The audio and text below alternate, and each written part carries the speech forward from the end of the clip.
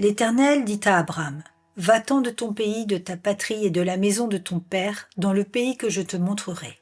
Je ferai de toi une grande nation et je te bénirai. Je rendrai ton nom grand et tu seras une source de bénédiction.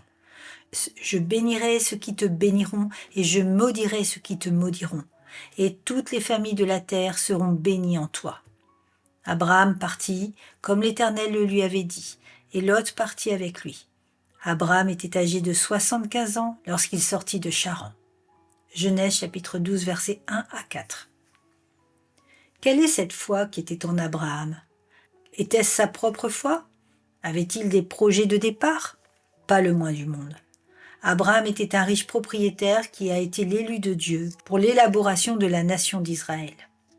On parle de la foi d'Abraham, mais qui en est le producteur? Dieu et non Abraham.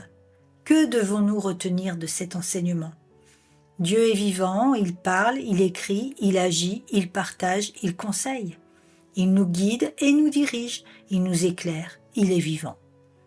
Vous allez me dire qu'il parlait à Abraham et à Moïse de façon audible, et vous avez raison. Mais n'a-t-il pas créé un mode de communication concernant ses élus?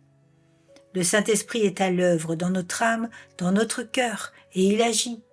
L'important n'est pas que la communication soit audible, mais qu'elle soit reçue. Et pour cela, nous avons la parole de Dieu, la prière dans le lieu secret et les messages au travers d'autres frères et sœurs. Nous sommes sollicités par de nombreux capteurs de communication divins qui n'ont pas moins d'importance que ceux qu'Abraham et Moïse recevaient. Le mode n'est pas audible, mais la communication est tout aussi intense pour les enfants de Dieu. La foi d'Abraham, tout comme la nôtre, est le fruit de la communication que le Seigneur partage avec ses enfants. La foi n'est pas réservée aux hommes de la Bible, elle nous est offerte et nous pouvons la développer sans modération. C'est ainsi que par la foi, avec mon épouse, nous avons franchi des obstacles, abattu des montagnes et gagné des combats qui paraissaient insurmontables. La foi est la même pour chacun, elle n'est pas donnée selon les personnes, mais elle est une sans graduation.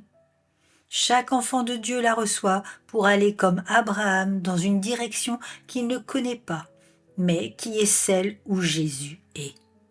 Alors comme Abraham, allons sans chercher à comprendre ou à connaître le pourquoi du comment, et faisons une confiance sans limite à notre Rédempteur, car Jésus l'a proclamé. Il est le chemin, la vérité et la vie. Et c'est là qu'il nous veut, à ses côtés.